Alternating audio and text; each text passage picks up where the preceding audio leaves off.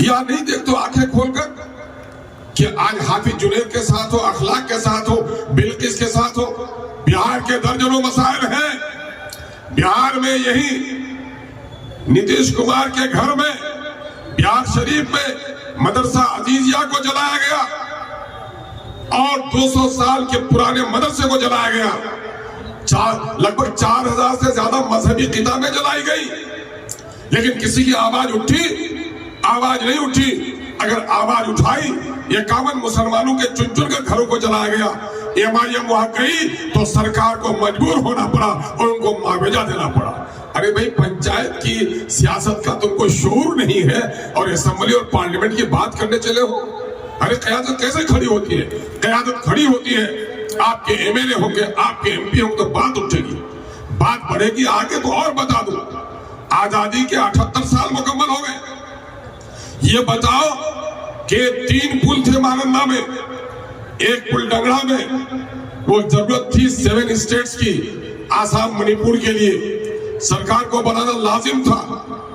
एक मस्तान चौक का पुल जिसको बनाना सरकार के लिए लाजिम था।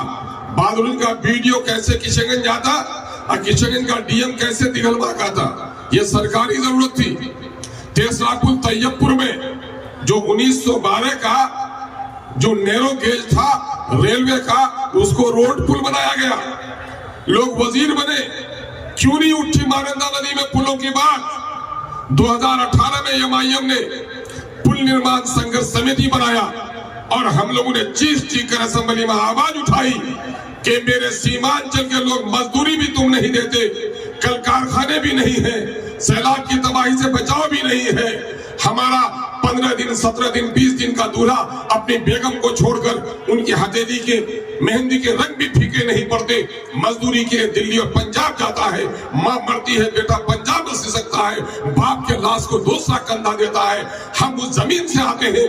मेरे टैक्स के पैसे से पटने में तुम फ्लाईओवर बनाते हो, गंगा में 5-5 किलोमीटर पर पुल बनाते हो, हमारे 50 किलोमीटर पर पुल क्यों नहीं है? जवाब दो। ये बात आगे पहुंची और बैरिस्टर असदुद्दीन अवैसी साहब, कुछ लोग कहते हैं कि बैरिस्टर असदुद्दीन अवैसी साहब इलेक्शन का जमाना हो आ गया। अरे याददाश्त इतनी कमजोर है क्या? अपने अब्बा अम्मी का भी नाम भूल जाते हो क्या? तुमको मालूम नहीं है कि कई बार बैरिस्टर असदुद्दीन साहब आए? तुमको अगर याद नहीं हो तो पूछ लो अपने पड़ोसियों से कि बैरिस्टर असदुद्दीन सीमांचल ही नहीं आए, बल्कि रसेली पुल की जगह पर गए। खाड़ी का पुल अधूरा था, वहां गए। खरखरी घाट में उतरे और इनकी शख्सियत चूंकि बैनुल अक़वामी है और हिंदुस्तान के तमाम तर मीडिया ने खबर चलाई कि अख्तरुल ईमान जो कहता है असेंबली में कि 50-50 किलोमीटर पर पुल नहीं है और बैरिस्टर असदुद्दीन अवैसी हैदराबाद से आकर सीमांचल के मजलूमों की लड़ाई लड़ रहा है, तो वाकईतन सीमांचल के लोगों पर जुल्म हुआ है। और देखो, उसके बाद से ही महानंदा पुल पर तामीर का काम शुरू हुआ। बोलो, जवाब दो। वजीर थे, नहीं बना सके।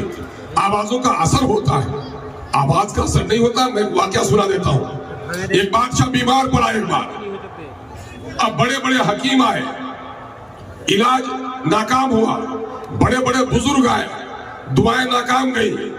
एक बेचारा फटे पुराने कपड़े में फकीर आया और वजीर से कहा, मुझे बादशाह के सराहने ले चलो। तो कहा, क्या बात है?